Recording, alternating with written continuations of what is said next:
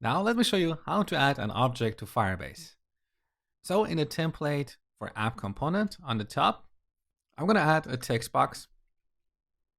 And here I'm going to handle the key up event and apply a filter.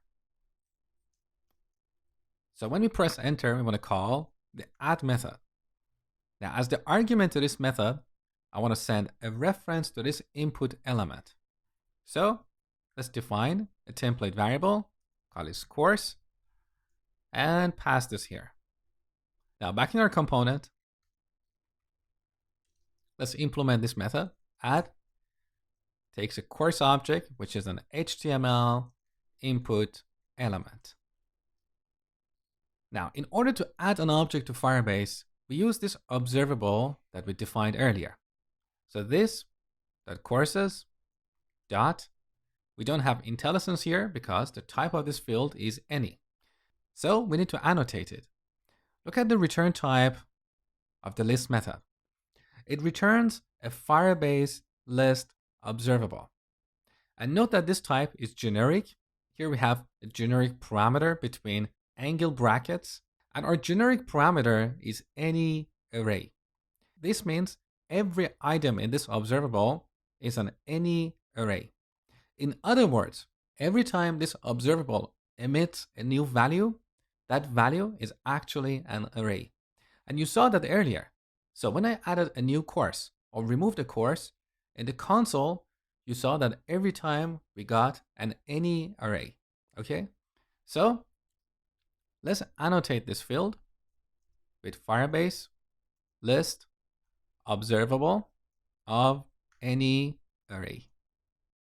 Now let's import this. So back to our add method dot. Look, here we have additional methods that are not available in the standard observable defined in RxJS. For example, we have the push method that we're going to use in this lecture. We also have remove and update. So let's push a new value to this node. The value is going to be course.value. Now note that this push method returns a promise because the value is not added immediately. It's going to take a little bit of time. So if you want to do something after the data is written to Firebase, you need to call then, and then here you pass a callback function, okay? Now in this lecture, we don't have to worry about this, but what I want to do is to clear the input field. So course.value, we set it to an empty string.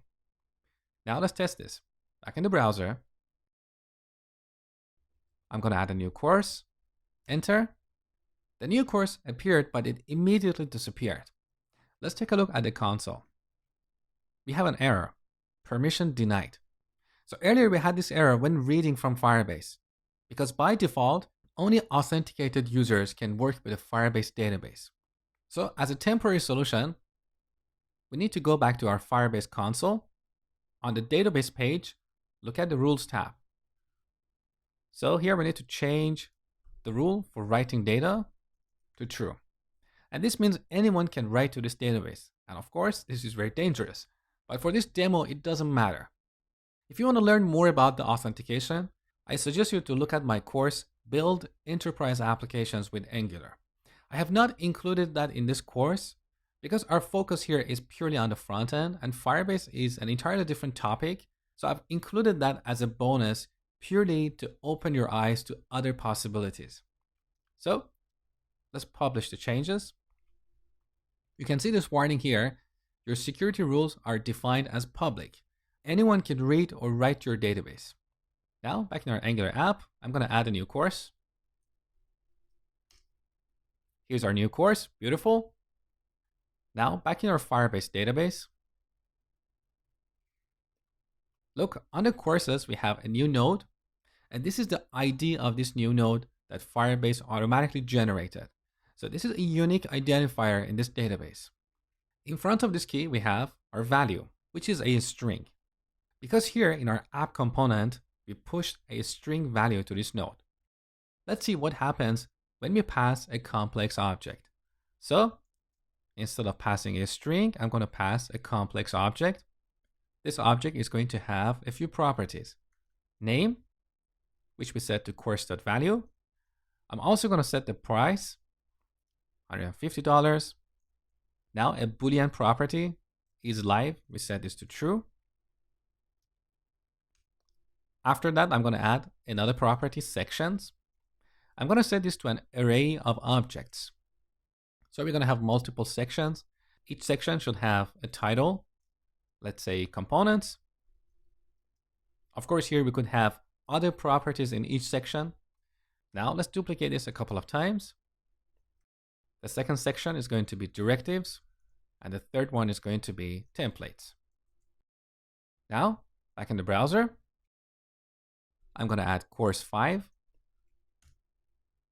So we got a blank item here, and I will explain why this happened in a second. But let's take a look at this object in our Firebase database. So this is our course 5. Again, it has a unique identifier. Let's expand this.